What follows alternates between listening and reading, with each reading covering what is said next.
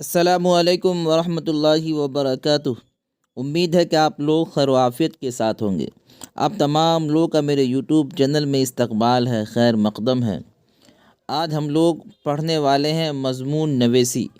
مضمون کس طریقے سے لکھنا ہے آسان لفظوں میں، جس کی وجہ سے ہمیں اچھے نمبرات حاصل ہو سکے، اچھے نمبرات مل سکے۔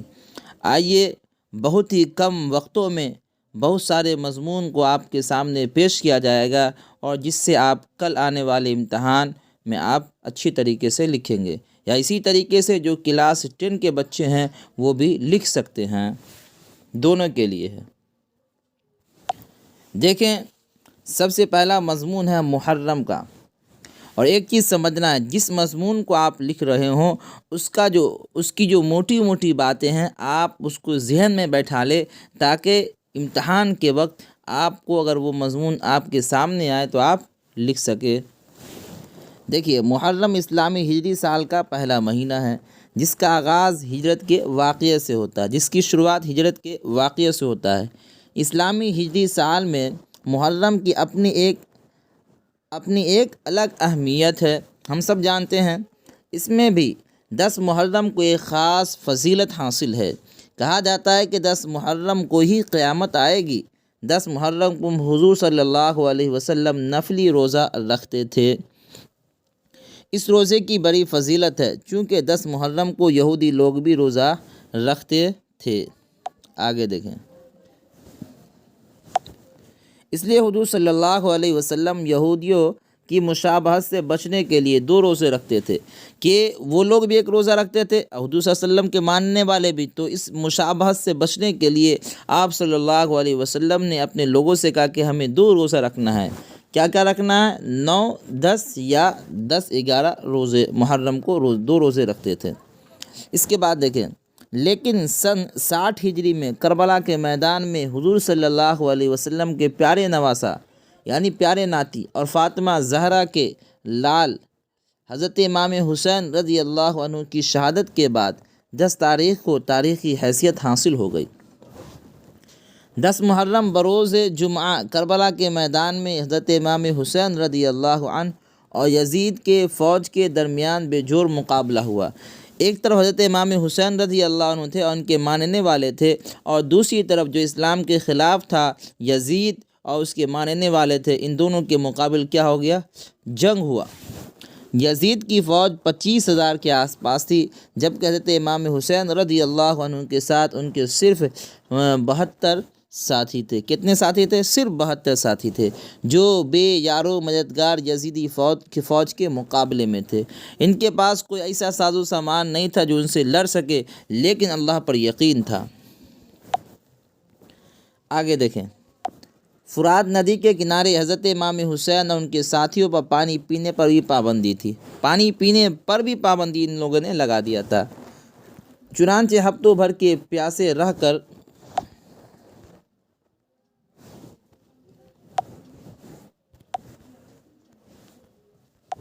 حضرت امام حسین رضی اللہ عنہ اور ان کے ساتھیوں نے یزیدی فوج کا مقابلہ کیا، اور 10 محرم بروز جمعہ کو میدان کربلا میں حضرت امام حسین رضی اللہ عنہ اور ان کے وفادار ساتھی بے بسی کی حالت میں شہید کر دیے گئے۔ پانی پینے تک کو نہیں مل رہا تھا، اور انہوں نے دین کے خاطر اپنے جان کو کیا کر دیا؟ شہید کر دیا۔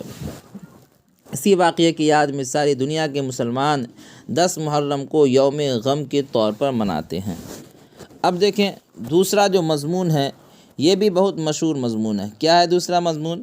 سیلاب۔ یہ بھی آپ کو امتحان میں پوچھا جا چکا ہے۔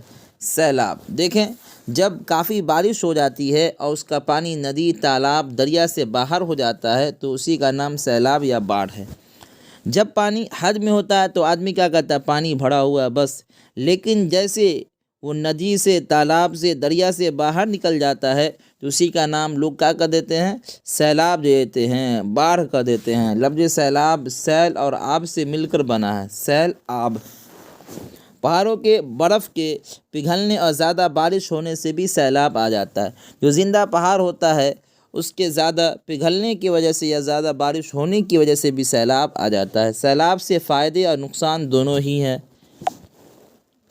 دیکھیے آگے، سیلاب سے فائدہ یہ ہے کہ آس پاس کی مٹی اونچاؤ ہو جاتی ہے، جس سے فصل اچھی ہو جاتی ہے، کیونکہ سیلاب کے ذریعے لائی ہوئی مٹی بڑی زرخیز ہو جاتی ہے، یعنی اچھی ہو جاتی ہے۔ سیلاب سے نقصانات بھی بہت ہوتے ہیں، اس سے آبادی پانی میں ڈوب جاتی ہے، جو گاؤں گھر کے لوگ ہوتے ہیں ان کو بھی پریشانی ہوتی ہے، اور جان و مال دونوں کا نقصان ہو جاتا ہے۔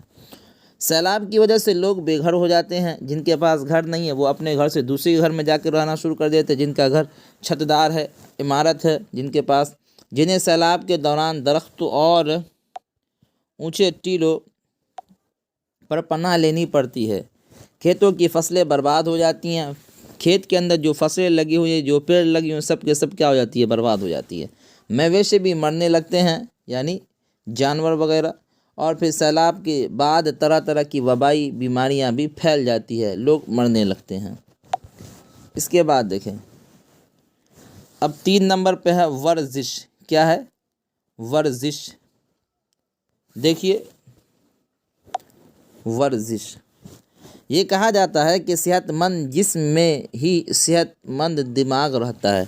جب آدمی کا جسم صحت مند ہو تو دماغ بھی کیا ہوتا ہے؟ صحت مند رہتا ہے۔ اب غور کریں کہ ایک نوجوان جب وہ صحیح سالم ہوتا ہے، ٹھیک ٹھاک ہوتا ہے، تو اس کا ذہن بھی صحیح طریقے سے ٹھیک ٹھاک ہوتا ہے۔ جب ایک بوڑھا آدمی، ایک عمردراز آدمی، جب عمردرازی کی وجہ سے اس کا جسم ٹھیک ٹھاک نہیں ہوتا تو ان کا ذہن، ان کا دماغ وہ بھی کیا ہو جاتا ہے؟ صحیح نہیں رہتا ہے۔ لہذا صحت کے لیے بہت ضروری ہے کہ کھیل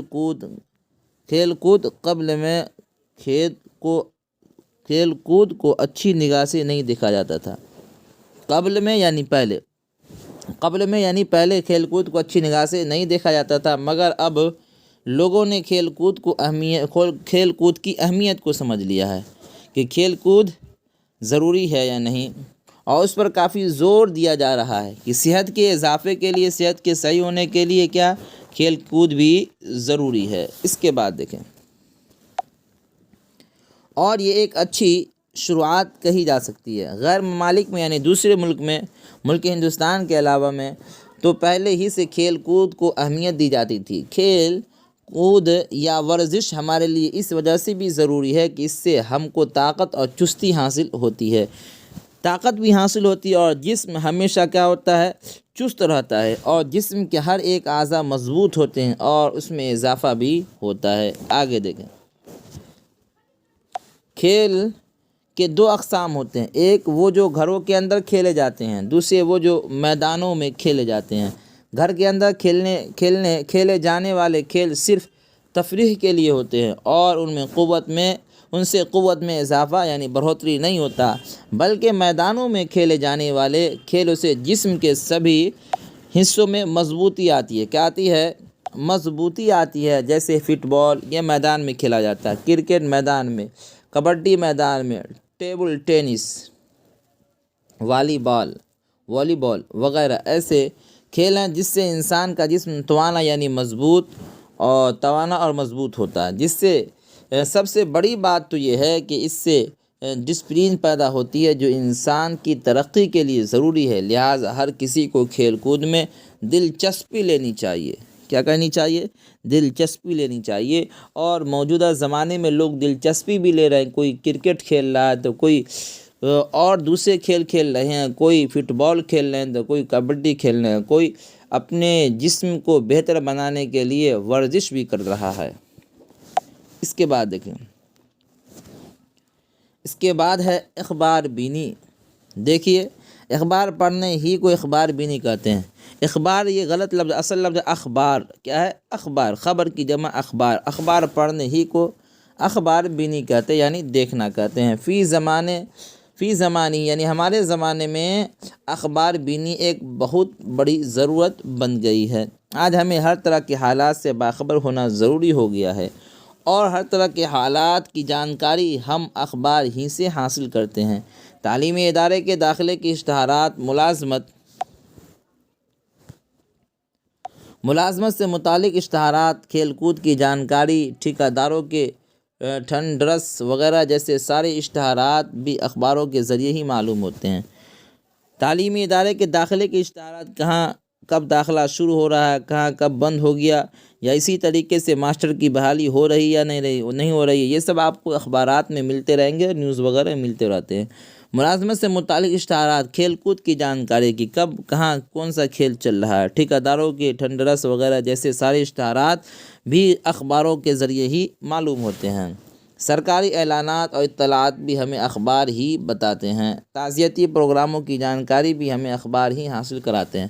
جب کوئی مر جاتا ہے تو اس کے مرنے کے بعد جب تعزیتی پروگراموں منعقد ہوتے ہیں تو اس کی جانکاری بھی ہمیں کون دیتی ہے؟ اخبار ہی دیتی ہے۔ اس لیے اب اخبار بینی ایک بہت اہم ضرورت بن گئی ہے۔ ہم سب کو اخبار بینی کی عادت ڈالنی چاہیے۔ اس کے بعد دیکھیے تعلیم کے فوائد کیا ہیں، وہ یہ بھی بہت اہم ہے۔ دیکھیے تعلیم سے فائدہ، لفظ تعلیم علم سے مشتق ہے۔ کس سے مشتق ہے؟ علم سے، جس کے معنی جاننے کے ہوتے ہیں۔ ادب کی اصطلاح میں لفظ تعلیم بہت وسیع معنی میں استعمال کیا جاتا ہے، بلکہ تعلیمی اداروں یا حکومت کے محکمہ تعلیم کا مقصد ہی تعلیم کو عام کرنا اور تعلیم کے ذریعے ایک صالح معاشرے کی تشکیل کرنا ہے۔ محکمہ تعلیم کا جو محکمہ ہے یعنی شکچھا منتری، ان کا مقصد ہی یہی ہوتا ہے کہ تعلیم کو ہر گوشے میں، ہر کونے میں عام کرنا ہے اور تعلیم کے ذریعے ایک صالح معاشرے، ایک اچھے معاشرہ کو تشکیل دینا یعنی کھڑا کرنا ہے۔ حکومت محکمہ تعلیم میں الگ سے ایک تعلیم کا ذیلی شعبہ ہوتا ہے جس سے مراد درس و تدریس کا فن ہوتا ہے۔ بہرکیف تعلیم کا بنیادی مقصد درس و تدریس یعنی پڑھانے لکھانے کا فن ہوتا ہے۔ بہرکیف تعلیم کا بنیادی مقصد بچوں یا طلباء کے ذہن کو علم و انسانیت کے زیور سے آراستہ کرنا ہوتا ہے۔ جب تعلیم ہوگی تو بچے کو علم آئے گا اور وہ انسانیت کی حقیقت کو سمجھے گا۔ تعلیم سے متعدد فائدے ہیں، مثلا تعلیم کی روشنی سے جہالت کی تاریکی دور ہوتی ہے۔ جب انسان پڑھا لکھا ہوگا تو جہالت کی جو باتیں ہیں اس سے خود بخود وہ دور ہوتا چلا جائے گا۔ اس کے بعد ہے کہ تعلیم آدمی کو انسان بناتا ہے۔ تعلیم کے ذریعے آدمی اپنے ملک کا اچھا شہری بنتا ہے۔ دنیا کے جتنے بڑے بڑے مذاہب ہیں، مثلا عیسائیت، یہودیت، ہندو مذہب اور اسلام مذہب میں تعلیم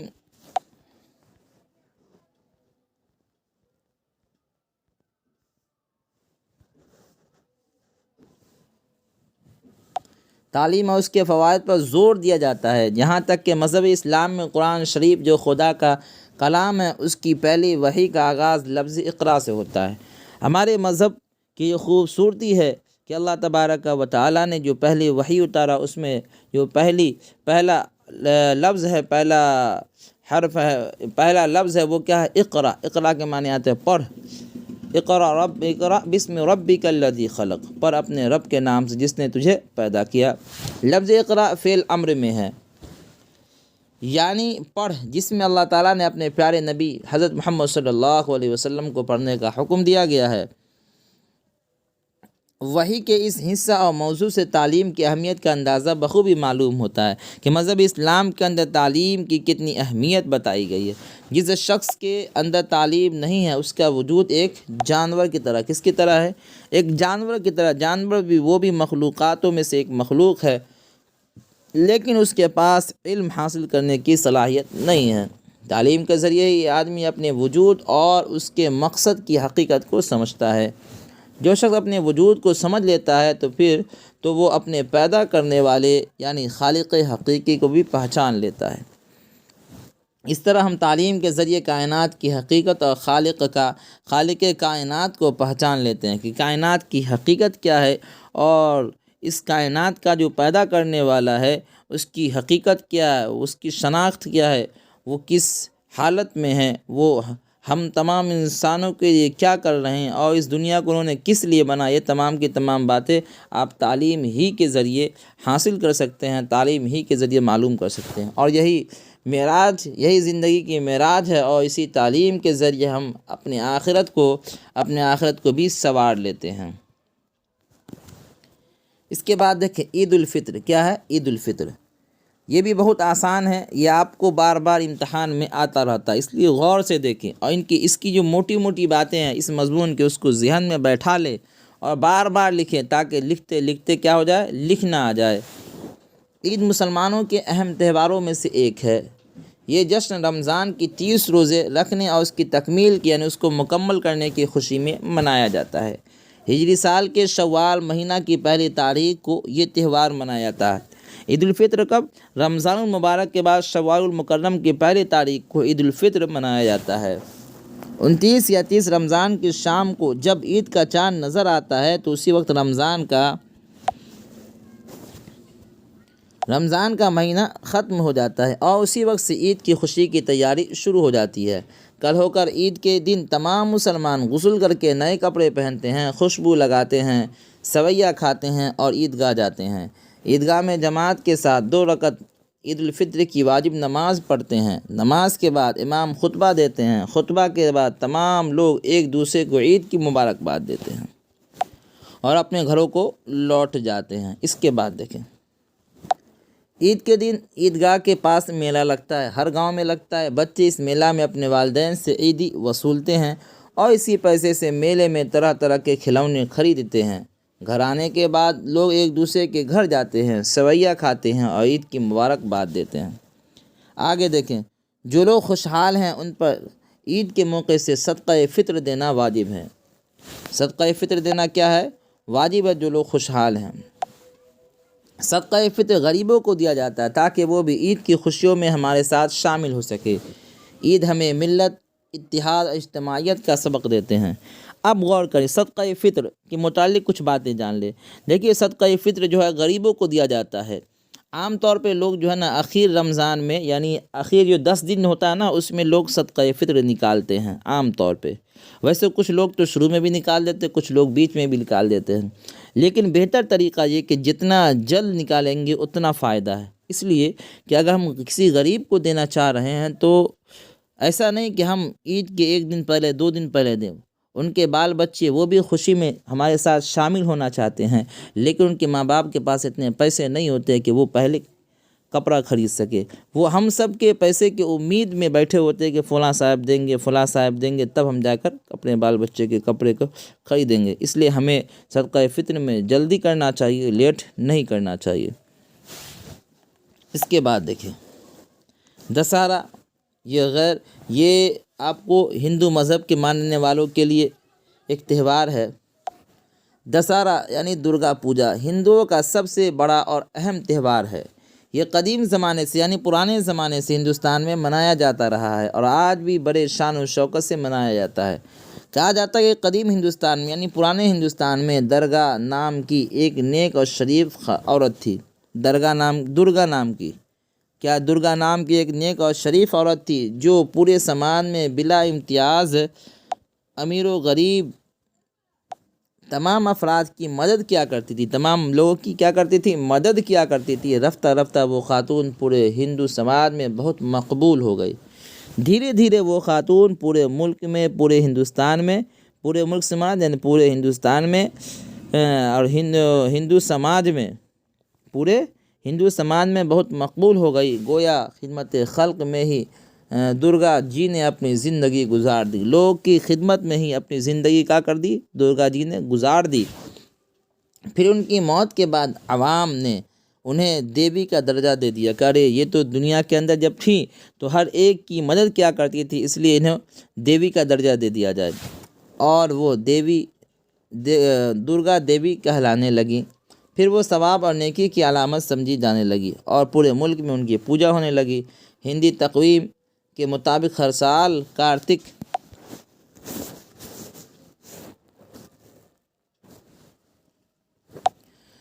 مہینہ کے پہلے عشرے میں یعنی پہلے 10 دن میں 10 دنوں تک درگا جی کی پوجا ہوتی ہے اور عقیدت مند درگا جی کی مورتی پر عقیدت کے پھول چڑھاتے ہیں، اور ہر جگہ درگا جی کی بہت ہی قیمتی مورتیاں بنائی جاتی ہے۔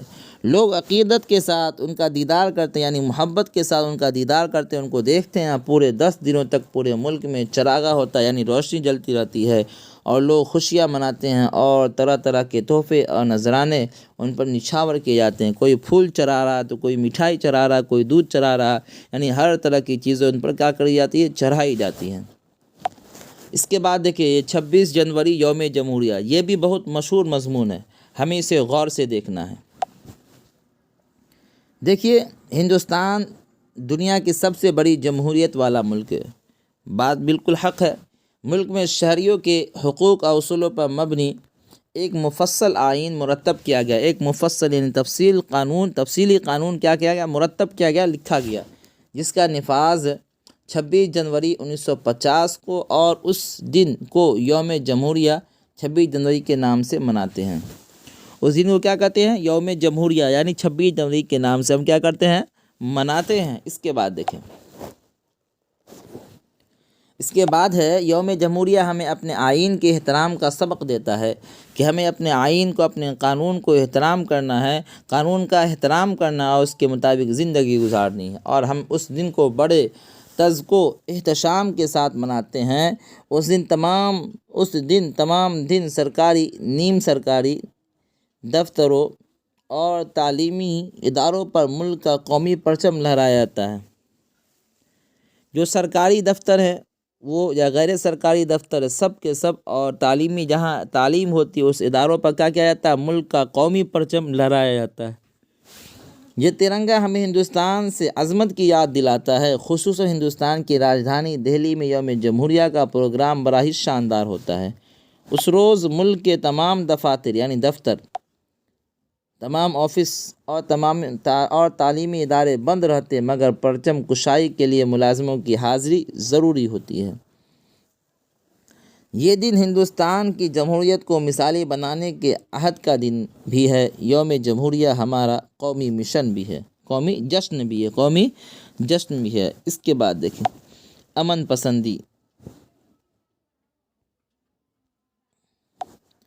امن پسندی کا مطلب امن کو پسند کرنا اور امن کے ساتھ رہنا ہے۔ امن کی ضد جنگ ہے، یعنی سکون اور اطمینان کے زمانے کو امن کا زمانہ کہتے ہیں۔ امن کا مطلب ہی مل جل کر سکون کے ساتھ رہنا ہے۔ روزمرہ کی زندگی کے دوران، یعنی ہر روز کی زندگی کے دوران، ہر معاملے میں مل جل کر امداد باہمی کے ساتھ زندگی گزارنے کا نام ہی امن ہے۔ دوسرے لفظوں میں یہ بھی کہہ سکتے ہیں کہ غصہ اور اختلاف کی حالت میں غصہ کو پی جانا اور اختلاف کو بھول جانا ہی امن پسندی ہے۔ جو اختلافات ہے، جو غصہ اس کو بھول جانا، یہی کیا امن پسندی ہے۔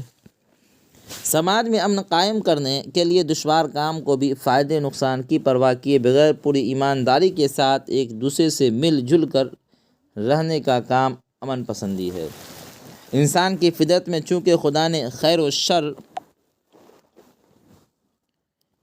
شر دونوں کا جذبہ پیدا کیا ہے، اچھی چیز کا بھی اور بری چیز کا بھی، اس لیے انسان جب غصے میں ہوتا ہے تو اس پر جنگ کا غلبہ ہوتا ہے، لڑائی کا غلبہ زیادہ ہوتا ہے کہ ہم لڑائی کر لیں گے، اور جب سکون کی حالت میں ہوتا ہے تو اپنی فطرت کے مطابق امن و امان کی بات بھی کرتا ہے۔ اس لیے امن پسندی کی راہ اختیار کرنا بہت زیادہ مشکل نہیں ہے۔ اگر آدمی اپنے غصہ اور نفس پر قابو کرے تو وہ امن پسندی اختیار کر سکتا ہے۔ امن پسندی دنیا والوں کی نظروں میں ایک اچھے اور سچے انسان کی طرح ہوتا ہے۔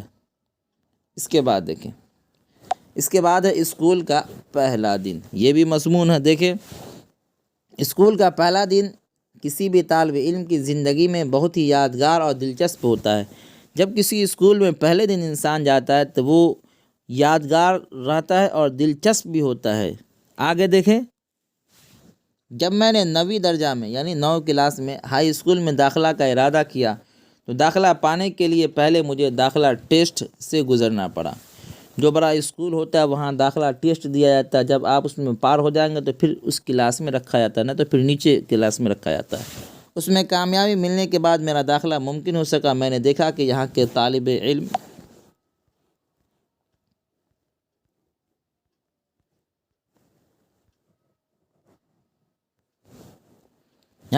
علم اور اساتذہ، استاد کی جمع اساتذہ، ڈسپلین میں رہتے ہیں اور وقت کا صحیح استعمال کرتے ہیں۔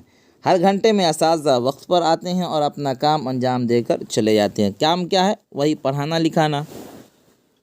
چونکہ پہلے دن اساتذہ اور طلبہ سب کے سب میرے لیے اجنبی تھے، نئے تھے، اجنبی تھے۔ میں کسی کے مزاج سے واقف نہیں تھا اور نہ ہی اسکول کا کوئی فرد میرے مزاج سے واقف تھا۔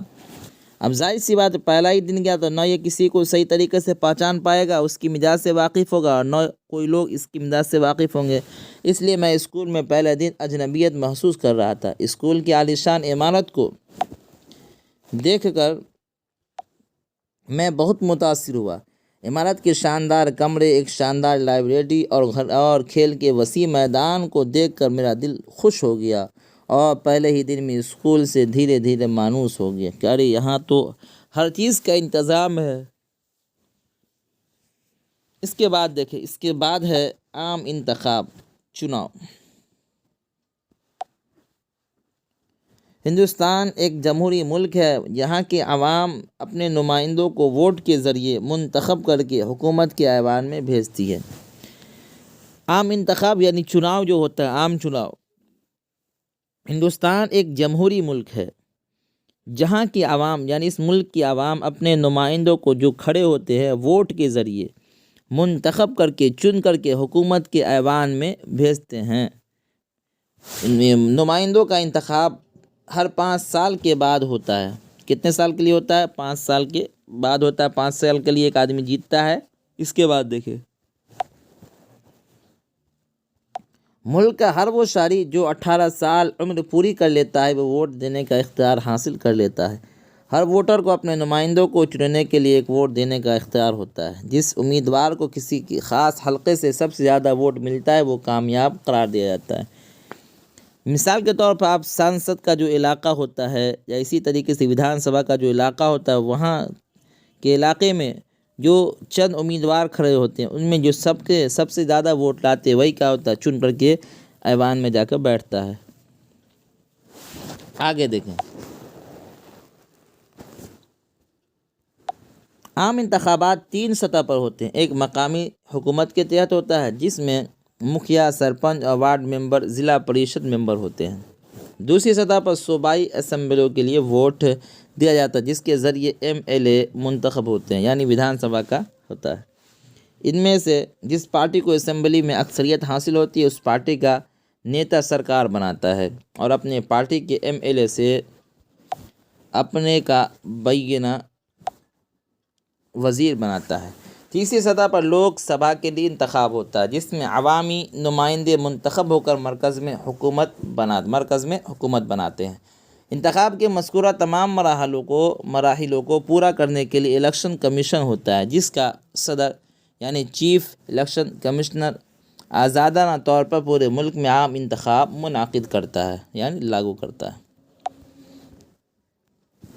اس کے بعد دیکھیں، اس کے بعد ہے موسم گرما۔ کیا ہے موسم گرما؟ موسم گرما کو گرمی کا موسم بھی کہتے ہیں۔ موسم گرما کو کیا کہتے ہیں؟ گرمی کا موسم۔ دیکھیں، ہندوستان میں اپریل کے مہینے سے گرمی کا موسم شروع ہو جاتا ہے، تقریباً جولائی اور آدھے اگست تک اس کا اثر رہتا ہے۔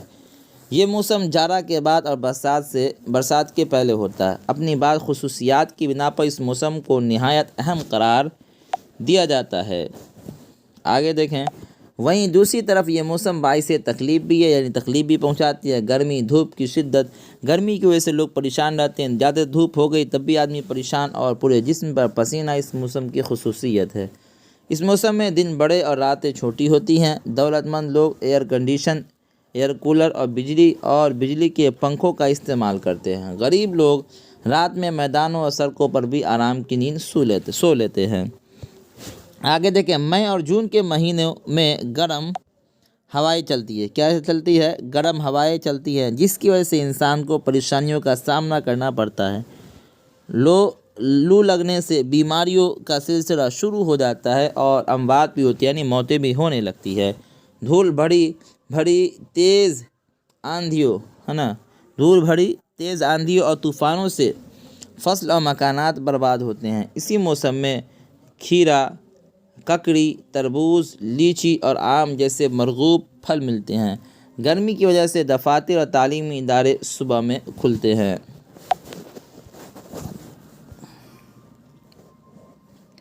آگے دیکھیں، اسی موسم میں شہروں کے لوگ زیادہ پریشان رہتے ہیں۔ بہار میں گیا، پٹنہ، مظفر پور کے علاقوں میں سخت گرمی پڑتی ہے۔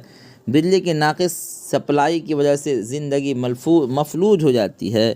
چیزوں کے سڑنے اور گرمی کی شدت کی وجہ سے اس موسم میں طرح طرح کی بیماریاں بھی پھیلتی ہے۔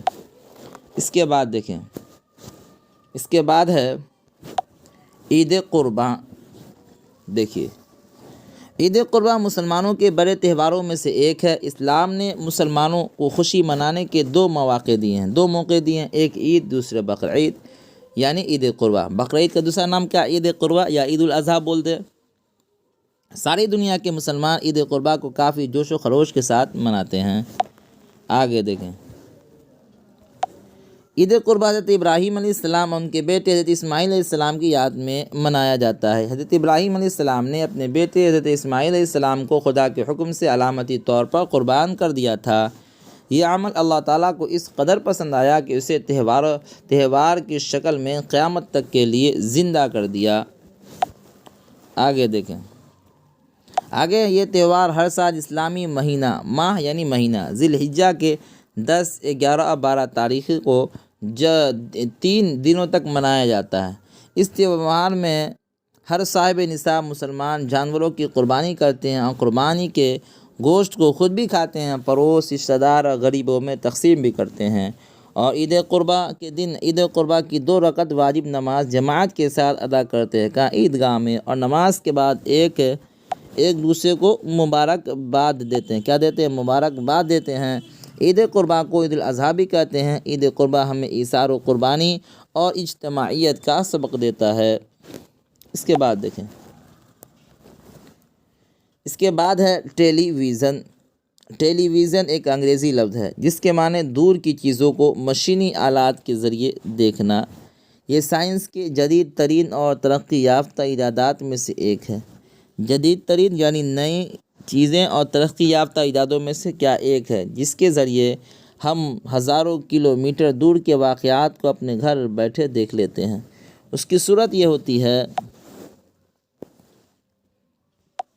کہ جائے حادثہ پر یعنی حادثہ کی جگہ پر بڑھتی میڈیا کے افراد فوٹوگراف کے ساتھ پوری تفصیل سیٹلائٹ کی مدد سے ٹیلی ویژن مرکز کو فراہم کرتے ہیں، جس کو ٹیلی ویژن مرکز کے ذریعے نشر کیا جاتا ہے، چھاپا جاتا ہے۔ آج ٹیلی ویژن کا شمار گھر کے لازمی ضروریات میں ہو گیا ہے۔ اس کے ذریعے مختلف قسم کے مذہبی، ثقافتی پروگرام دکھائے جاتے ہیں۔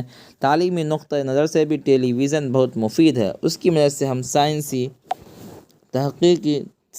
تحقیق، جغرافیائی معلومات وغیرہ سے واقف ہوتے رہتے ہیں۔ آگے دیکھیں، لیکن ٹیلی ویژن دیکھنے کی بھی ایک حد ہے، حد میں دیکھنا چاہیے۔ کسی بھی چیز کا حد سے زیادہ استعمال مضر ہو سکتا ہے، یعنی نقصان پہنچا سکتا ہے۔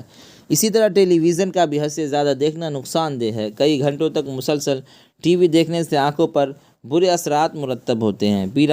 بینائی کمزور ہو جاتی ہے، یعنی آنکھوں کی جو روشنی ہے وہ کیا ہو جاتی ہے؟ کم ہو جاتی ہے، کمزور ہونے لگتی ہے۔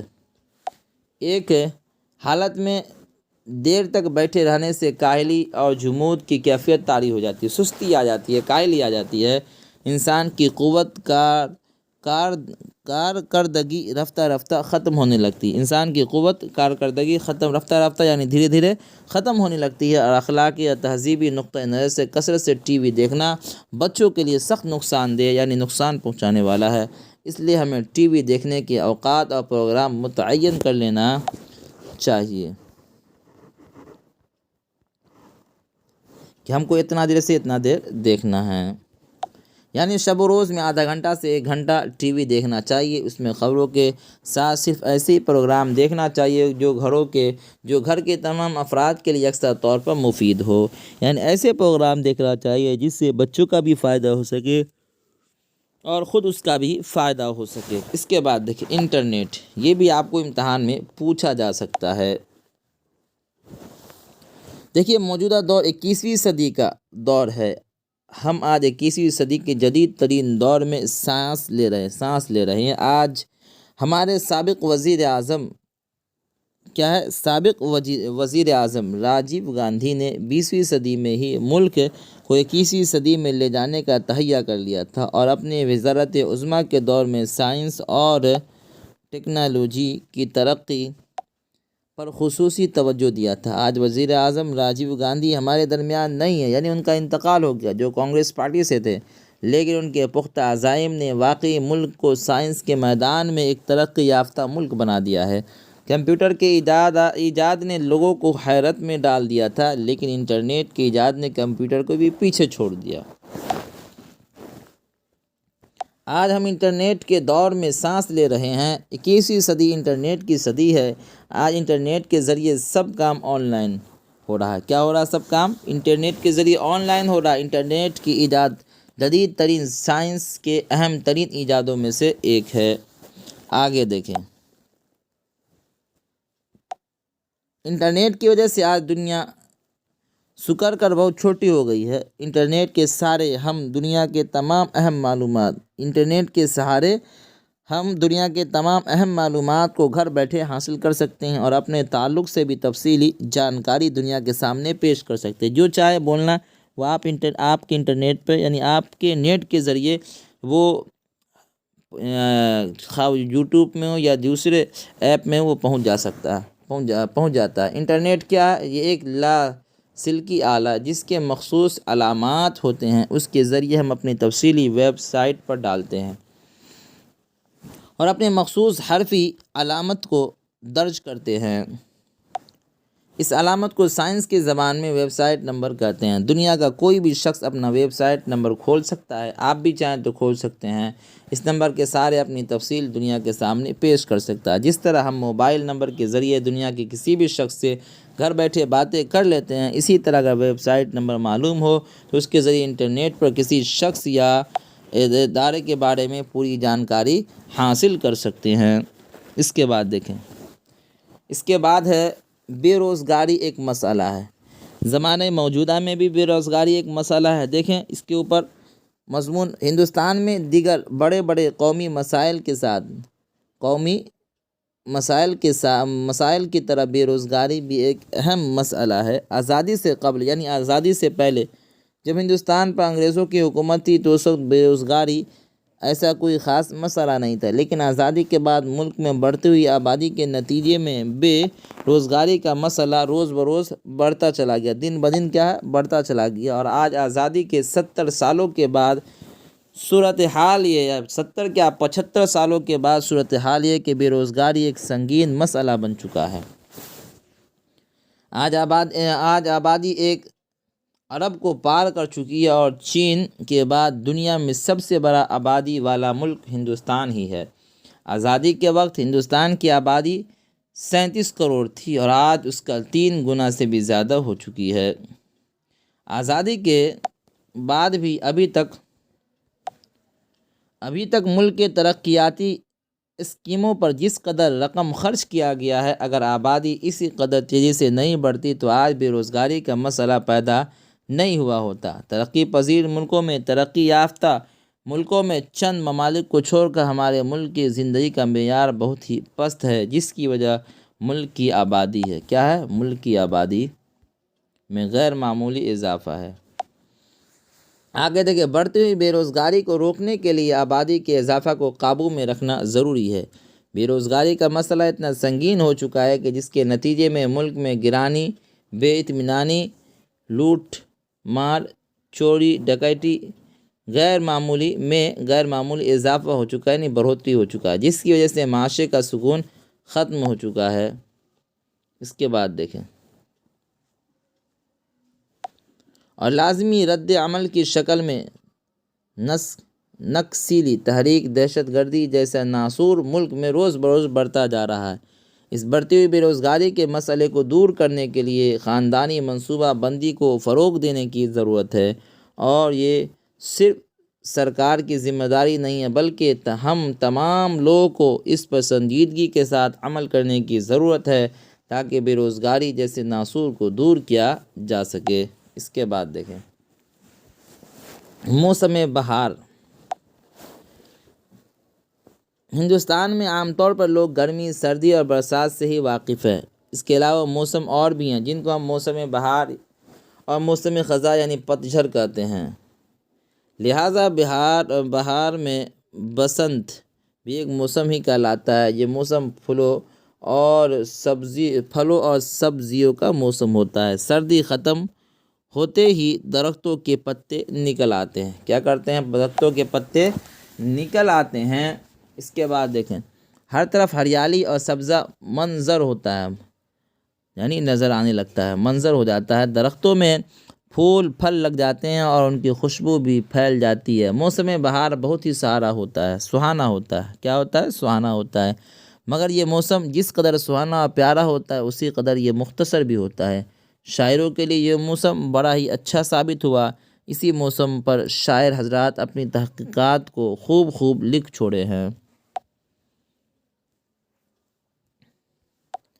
اپنی مدت کے اختصار کے باوجود موسم بہار بہت خوشگوار ہوتا ہے۔ شعراء اور ادباء وغیرہ کو اپنی ادبی تخلیقات کے لیے اس موسم میں کافی مواد مل جاتی ہیں۔ ادبی تخلیقات کے لیے بھی موسم بہار بہت زرخیز ثابت ہوتا ہے۔ ہندوستان میں لوگوں کو موسم بہار کا شدت سے انتظار ہوتا ہے۔ انسانی صحت کے لیے بہت ہی مفید ہے۔ اس کے بعد دیکھیے یہ بھی بہت مشہور ہے، گلوبل وارمنگ۔ دیکھیں اس کو بھی، گلوبل وارمنگ ایک جغرافیائی اصطلاح ہے جسے اردو میں تمازت عرضی یا عالمی حدت کہتے ہیں۔ تمازت عرضی یعنی گرمی کی جو زمین کی جو گرمی ہے اس کو جو بڑھتے ہیں، زمین کی گرمی جو بڑھتی ہے نا اسی کو کیا بولتے ہیں؟ تمازت عرضی، جس کا مطلب روئے زمین پر گرمی کا بہت زیادہ بڑھ جانا ہے۔ گرمی کا حد سے زیادہ بڑھ جانا ہم زمین کے باشندوں کے لیے سخت نقصان دہ ہے، یعنی جو زمین پر رہ رہے ہیں ان کے لیے کیا سخت نقصان دہ ہے۔ گلوبل وارمنگ نہ صرف یہ کہ زمین و آب و ہوا کو متاثر کرتا ہے بلکہ انسانی صحت کو بہت نقصان پہنچاتا ہے۔ گلوبل وارمنگ کی وجہ سے آج طرح طرح کی بیماریاں پیدا ہو رہی ہیں۔ طرح طرح کی کیا ہو رہی ہیں؟ بیماریاں پیدا ہو رہی ہیں۔ اس لیے گلوبل وارمنگ ایک ایسا جغرافیائی مسئلہ ہے جو عالمی سطح پر ایک چیلنج بن کر ابھرا ہے اور ایک انتہائی سنگین مسئلہ بن گیا ہے۔ اس کے بعد دیکھیں، ماہرین جغرافیہ کا کہنا ہے کہ گزشتہ 4 دہائیوں سے ہماری زمین کا درجہ حرارت بتدریج یعنی آہستہ آہستہ بڑھتا جا رہا ہے۔ اس کے اوسط اضافہ کو ہی جغرافیہ کی زبان میں گلوبل وارمنگ کہتے ہیں۔ اس عالمی مسئلہ سے نپٹنے کے لیے ساری دنیا کے سائنسداں یعنی سائنس جاننے والے متفکر یعنی فکر مند ہیں اور اس مسئلہ کے حل کے لیے غور و فکر میں مصروف ہے یعنی لگے ہوئے ہیں۔ بعض ترقی یافتہ ممالک میں یعنی بعض ترقی یافتہ جو ملک ہیں اس کے لیے ممکن حد تک اقدام بھی کیے جا رہے ہیں۔ گلوبل وارمنگ کی بنیادی وجہ گرین ہاؤس کے گیسوں کے اثرات ہیں۔ کل کارخانوں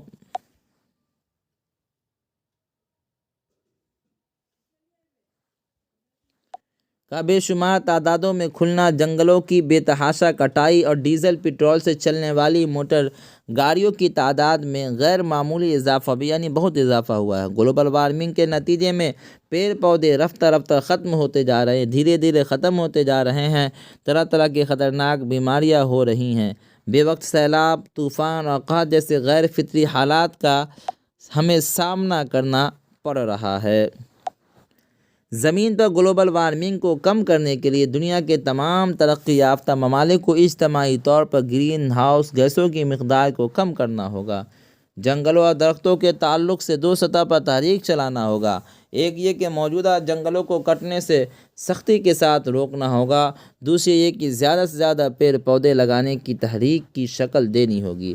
مذکورہ اصول پر مسلسل 50 سالوں تک عمل کرنے کے بعد ہی زمین کے درجہ حرارت کو کم کیا جا سکتا ہے اور اس عالمی سطح کے جغرافیائی مسئلہ سے نجات پایا جا سکتا ہے۔ اس کے بعد دیکھیں، اس کے بعد ہے مہاتما گاندھی۔ ہمارے ملک ہندوستان میں سب سے بڑی ہستیاں آتی جاتی رہی ہیں۔ مہاتما گاندھی کا شمار دنیا کی عظیم ہستیوں میں ہوتا ہے۔ ان کو بابائے قوم بھی کہا جاتا ہے۔ کیا کہا جاتا ہے؟ بابائے قوم۔ فی زمانہ ہماری پوری دنیا میں یعنی اس زمانے میں پوری دنیا میں ہندوستان کا مقام اس وجہ سے بھی کافی بلند ہے کہ یہاں مہاتما گاندھی جیسی عظیم ہستی پیدا ہوئی۔ گاندھی جی کا ٹھیاواڑ کی ریاست پور گاندھی جی کاٹھیاواڑ کی ریاست پور بندر یعنی گجرات میں 2 اکتوبر 1869 عیسوی میں پیدا ہوئے۔ ان کے والد کا نام کرم چند گاندھی اور والدہ کا نام پتلی بائی تھا، جو کافی نیک سیرت عورت تھیں۔ گاندھی جی پر ان کی والدہ کا اثر کافی پڑا تھا۔ سچائی کا سبق انہوں نے اپنی والدہ سے ہی حاصل کیا تھا۔ گاندھی جی نے 1887 میں میٹرک کا امتحان پاس کیا اور پھر بھاؤ نگر کالج میں داخلہ لیا۔ وکالت پڑھنے لگے۔ گاندھی جی انگلینڈ بھی گئے اور 1891 میں بیرسٹری کا امتحان پاس کر کے ہندوستان واپس آئے اور وکالت شروع کی۔ 1924 میں جب ہندو مسلم کی آگ بھڑکی تو اسی وقت گاندھی جی نے 21 دن کا فاقہ کرنے کا ارادہ کیا اور اسی سال انہوں نے کانگریس کی صدارت بھی قبول کی۔ 1930 میں نمک ستیہ گرہ کی بنیاد ڈالی اور ڈانڈی نام کی جگہ پر نمک کا قانون توڑا۔ اس کی آگ اس قدر بھڑکی کہ ملک کے کونے کونے میں بھڑکتی چلی گئی اور یہ تحریک رک نہ سکی، جس کے نتیجے میں سرکار نے گاندھی جی سے سمجھوتا بھی کیا اور ہندوستان کو نمک بنانے کی اجازت بھی مل گئی۔ ہریجن تحریک گاندھی جی نے جیل خانے میں ہی شروع کی، جو کافی کامیاب بھی ہوئی۔ گاندھی جی کو ہستی ہر لحاظ سے قابل قدر ہے۔ اس کے بعد دیکھیں 15 اگست یوم آزادی۔ ہندوستان کی جنگ آزادی ملک کے ہر مذہب و ملت کے ماننے والوں نے ایک ساتھ مل کر لڑی تھی اور ان لوگوں نے برطانوی سیاست دانوں اور حکمرانوں کو پریشان کر رکھا تھا، یعنی انگریز لوگ جو یہاں کے سیاست کر رہے تھے ان کو کیا کر دیا تھا؟ پریشان کر دیا تھا۔ 1857 میں انڈین نیشنل کانگریس کے قیام کے بعد برطانوی سیاست کاروں کو ایک مرتبہ پھر ہندوستان میں قومی جد و جہد کے آثار نظر آئے اور ان لوگوں نے فرقہ واریت کے ذریعے ان کو منتشر کرنے کی بھرپور کوشش بھی کی۔ ہندو مسلمان میں ہے کہ نہیں اختلاف پیدا کرنے کی کوشش کی۔ ہندوستانی قوم کے مختلف گروہ بھی بدیسی حکمرانوں کے روب میں آ گئے اور لالچ میں ان کے جال میں پھنس گئے، یہاں تک کہ باشعور لوگ بھی مغربی کلچر سے متاثر ہوئے بغیر نہیں رہ سکے، یعنی انگریزوں کے کلچر سے متاثر ہوئے بھی نہیں رہ سکے، اور نتیجہ یہ ہوا کہ قومی تحریک بھی اس سے متاثر ہوئی اور پھر 50 برسوں کی غلامی کے بعد 15 اگست 1947 کی رات کو جب ساری دنیا خواب میں پڑی تھی، سو رہی تھی، تو ہندوستان ایک طویل عرصے کی غلامی کی نیند سے بیدار ہو رہا تھا اور آخرکار آزادی کی صبح نمودار ہوئی۔ اور جنگ آزادی کی بدولت ہمارا ملک ہندوستان میں آزاد ہو گیا۔ اس آزادی کو حاصل کرنے کے لیے ہمارے ملک کے رہنماؤں کو اپنی جان کی بازی بھی لگانی پڑی۔ آزادی کے بعد ہندوستان کو یہ بڑی کامیابی رہی کہ اس نے ملک کے تمام ملکوں میں آزادی کا شعور پیدا کیا اور اس معاملے میں رہنمائی بھی کی۔ اس کے بعد دیکھیں تعلیم نسواں عربی لفظ ہے جس کے معنی عورتوں کے ہوتے ہیں، اور تعلیم نسواں کا مطلب عورتوں کی تعلیم ہے۔ کس طریقے سے عورتوں کو تعلیم میں آگے بڑھانا ہے۔ اسلام نے بھی تعلیم پر کافی زور دیا، یہاں تک کہ مرد عورت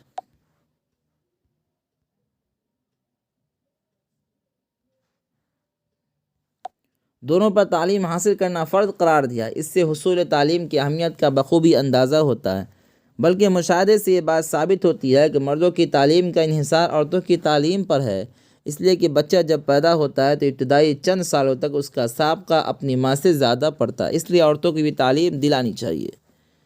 کہا جاتا ہے کہ ماں کا گود بچے کا پہلا مکتب ہے، یعنی تعلیم حاصل کرنے کی، کتاب پڑھنے کی جگہ ہے، اور محض سے لحد تک تعلیم حاصل کیا جا سکتا ہے۔